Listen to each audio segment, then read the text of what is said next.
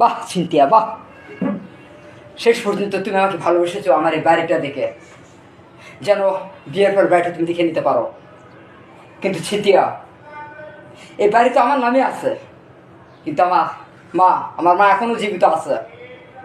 তাই আমার মা জীবিত থাকাকালীন এই বাড়ি তুমি কোনোদিনই পাবে না। আরেকটি কথা, বাড়ি আমারই থাকবে, তোমার থাকবে না। তুমি বাড়িতে কী করবা?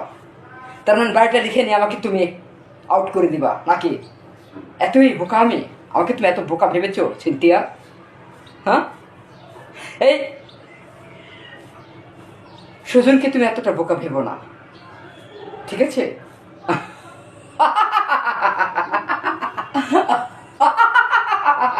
তোমার থাকতে ইচ্ছে না করলে তুমি চলে যেতে পারো।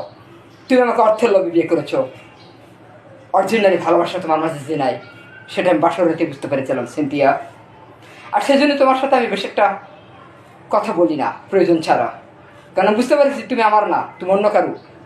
তুমি আমার হবে না, তুমি অন্য কারু হবে। তাই বেশি কষ্ট পাওয়ার আগে নিজেকে আস্তে করে আড়াল করে নিলাম। তুমি এখন যেতে পারো সিনথিয়া, যেতে পারো। ঠিক সময় মতো তুমি ডিভোর্স পেপারটা পেয়ে যাবে।